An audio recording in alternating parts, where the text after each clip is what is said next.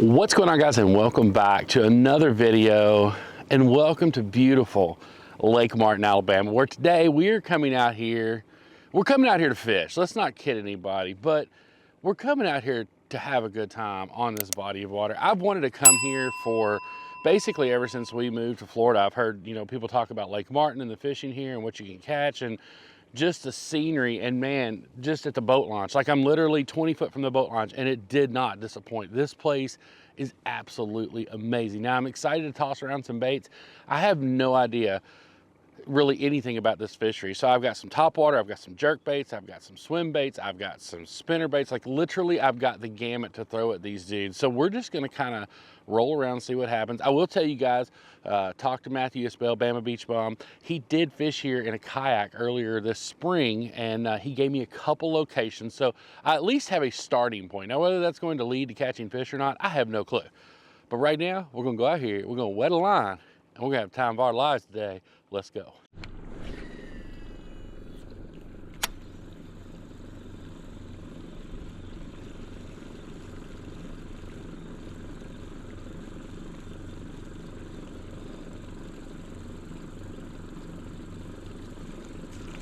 No freaking way, guys. I saw this fish blow up behind. Oh my gosh. Are you kidding me right now? Now we're talking. That's what's up right there, y'all. That's what's up right there. Guys, immediately, all I was doing was putting my baits together just to try to get everything lined up. And this dude just stroked it back here. Not a giant, but I don't care, man. Like, we literally just left the boat ramp, just shot the intro, didn't even really get out here good, y'all. And pretty sure that's a little spotted bass right there. He blew up behind the boat. It was crazy because I was just throwing the whopper plopper in to make sure that it was functioning properly, and this dude blew up behind the boat, or at least some of them did, and I threw it back over him, and bam, he was on. So great way to start the morning. A nice little Alabama spotted bass. Let's get this dude back in the water. See you, buddy. Let's go, y'all. For real, let's go. Like, what? That was... Maybe that's a sign of things to come today. It wasn't the first cast curse, because I did throw the whopper plopper out and I threw a jerk bait out. So technically those count as casts. So I'm not counting that as the first cast curse, but that felt good. Let's go. Let's go. So my plan was to come back here and hit a couple of these docks. And then I saw that fish blow up back there and got the stink off the boat real good and early, but I'm still gonna stick to the plan. Oh, there they are again, guys. There they are again.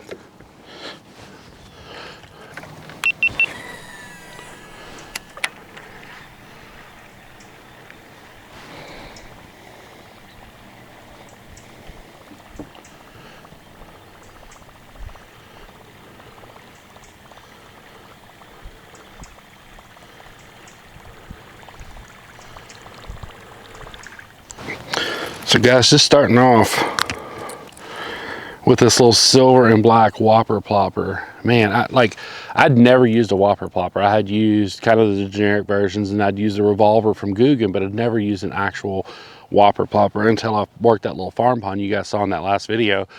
So I went out and got me a couple of them. I threw one quite a bit yesterday when I was fishing with John Dalton from Creek Fishing Adventures. Unfortunately, they just weren't biting, but we got to thinking about it while we were doing the podcast. And I think part of the issue we were having yesterday was we were at a lake that had a pretty high elevation. So I think the water was already fairly cool. And then when we got up there after that major temperature drop they'd had over the last couple of days, I think they really had dialed back or maybe moved to deeper water. Top water wasn't working. John caught a couple on little small swim baits, but ultimately we did not have a great day throwing top water, and conditions were right for it, kind of like they are this morning. This morning is absolutely perfect. We got some overcast skies, got a beautiful scenery. Man, what a great day. Like, you can't be upset when you're out on the water at a place like this and you catch a fish right off the bat. Man, it's gonna be a good day. It's gonna be a good day.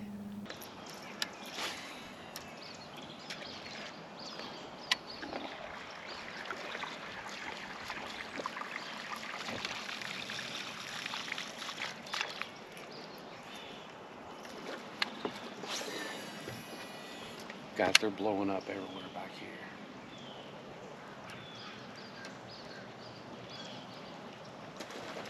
There, oh, he came back for it. He came back for it. Yes, he did. He came back for it. He came back for it. Heck yeah, baby. Come on now. Come on. Oh, golly. This little dude is, oh, it's because I got him bow hooked on the top. I'm like, this little dude is fighting like a beast, but it's because I had him hooked all weird in his back. He gives you all a nice, nice profile there. Guys, the first thing I'm noticing about these fish is they are warm. Like, they are really, really warm this morning, which tells me that the water temperature is significantly warmer than the air temperature. Now that one there is a little bit smaller than the last one I caught, but another little Alabama spot. I'm pretty sure these are spots.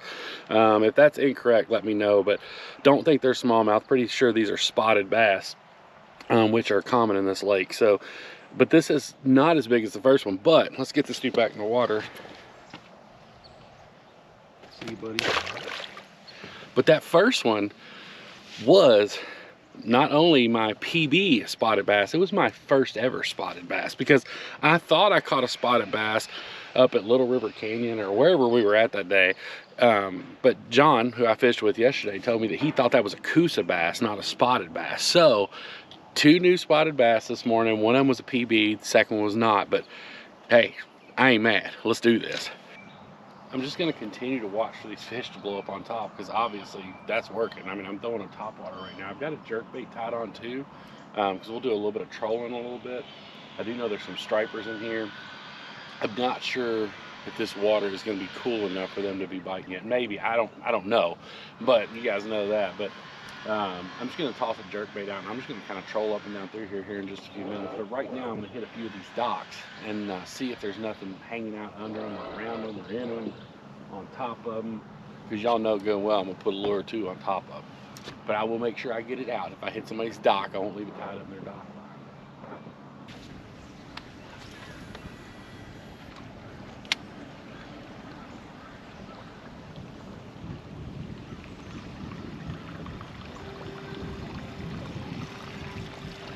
So I did end up having to cut my trip a little bit short. I'm actually headed back to the house today, and I'm just gonna roll a clip real quick and show you guys why. So I reserved myself a campsite right here, planning on camping for a couple days. I do have the Mako with me.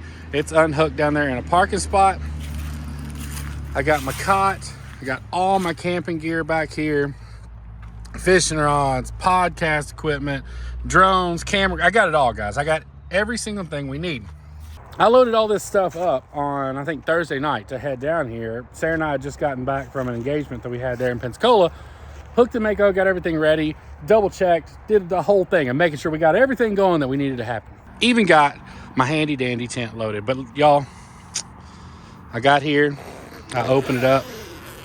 In Houston, we have a problem. That is not my 1-person tent. That is a canopy. So now I have this whole campsite back here and no tent, and not even sure if I'm close to a Walmart to go get a tent.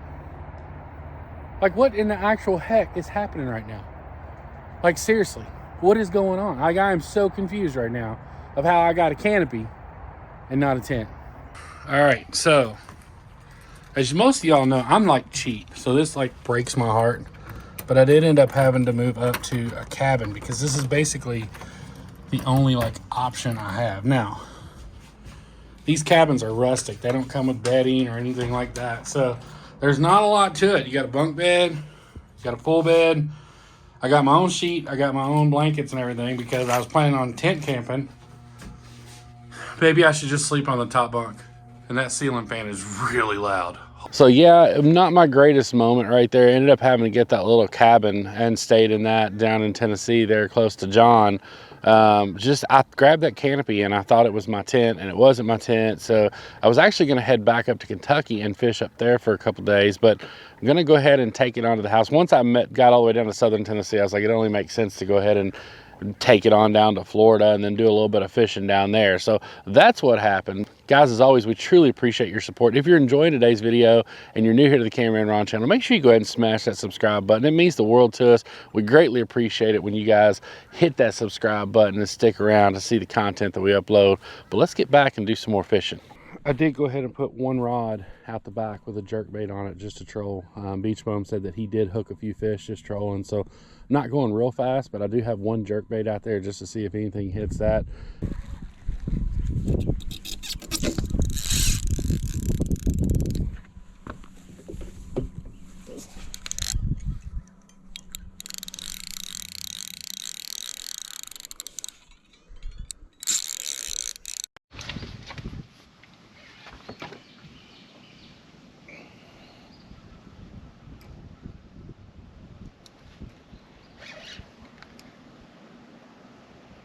Guys, normally I would not be this concerned about a lure, but I want to show y'all something.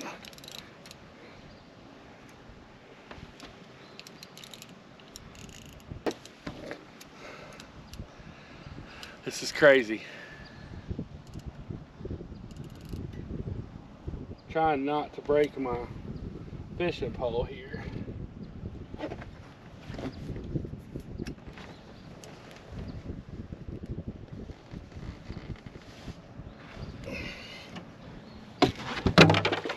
Now, the reason I wanted to get this so bad was because